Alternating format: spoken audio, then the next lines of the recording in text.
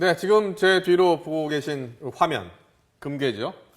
10년 전 죽은 남편이 사무실에 숨겨두었던 금괴인데 개수만 무려 130개, 시가 60억 원이 넘습니다. 그런데 이 금괴의 존재를 안 사람, 가족이 아니었다고요? 네, 그렇습니다. 황당하게도 인테리어 시공업자였습니다. 불이 난 사무실에 보수를 하러 갔다가 붙박이장 아래에서 이 금괴를 무더기로 발견을 한 것인데요. 견물생심이라고 하죠. 처음에는 한 개씩만 챙기려고 했다가 욕심이 생겨서 모두 다 챙겨서 튀었다고 합니다. 그렇군요. 먼저 한동호 기자의 보도 함께 보시죠. 시뻘건 물길이 검은 연기와 함께 창문 밖으로 솟아오릅니다. 지난 8월 서울 잠원동 사무실에 난 화재입니다. 아침에 와서 보니까 불이 나고 나서 그냥 다 정리된 상황이었거든요. 불이 꺼지고 보수 작업을 하기 위해 이곳을 찾은 인테리어업자 조모 씨 등은 깜짝 놀랐습니다. 건물 주인도 몰랐던 골드바 130여 개, 65억 원어치가 붙박이장 아래에 묻혀있던 겁니다. 순간 욕심이 발동한 이들은 주인 몰래 이 금괴를 모두 챙겼습니다. 조 씨는 훔친 금괴를 작물업자에게 판 뒤 이런 고급 수입차를 몰면서 호화 생활을 누렸습니다. 이런 방탕한 생활로 130개가 넘었던 금괴는 40개밖에 남지 않았습니다. 제가 생활이 좀 많이 어려웠었습니다. 그리고 좀 욕심이 생겼던 것도 사실이고요. 주인도 몰랐던 금을 감쪽같이 훔쳐간 이들이 덜미가 잡힌 이유는 뭘까? 주범 조 씨의 변심 때문이었습니다. 조 씨가 함께 금을 훔친 동거녀와 헤어지고 다른 여자를 만나 금을 갖고 잠적한 겁니다. 화가 난 동거녀는 심부름센터에 조 씨가 남편이라며 찾아달라고 의뢰했고 센터 직원은 고민 끝에 경찰에 신고했습니다. 같이 훔친 그 절도 여성분이 자기 남자친구 이거 절도범 주범을 찾기 위해서 이제 그 심부름 센터에다가 의뢰를 했고 경찰은 주범 조 씨를 구속하고 함께 금을 훔친 동거녀와 작물업자 등 6명을 불구속 입건했습니다.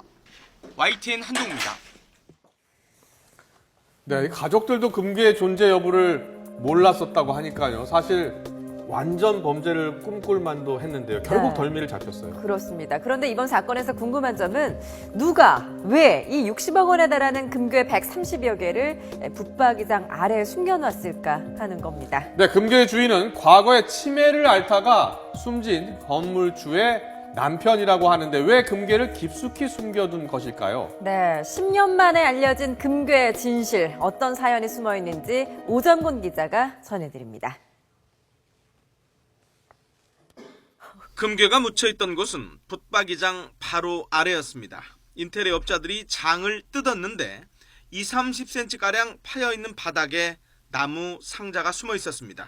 뚜껑을 열어보니 신문지에 하나씩 정성스럽게 쌓인 금괴 130여 개가 모습을 드러냈습니다. 금괴의 주인은 지난 2003년에 숨진 건물 주인의 남편 박모 씨로 추정됩니다. 서울 강남이 개발되기 전부터 신사동 일대에 많은 땅을 갖고 있던 박 씨는 금융업 투자까지 하면서 큰 돈을 벌었습니다. 박 씨는 평소에 믿을 건 금밖에 없다면서 80평생 차곡차곡 금괴를 모았습니다. 그분은 그 한남대교 생기기 전부터 강남에 토지가 많았습니다. 그리고 증권업을 하면서 돈을 벌어가지고 박 씨는 살아생전에 자식 등 가족 한 명당 금괴 10여 개, 모두 100여 개를 나눠주기도 한 것으로 알려졌습니다. 그러다가 치매로 갑자기 운명을 달리하면서 남은 금괴를 미처 처리하지 못한 겁니다.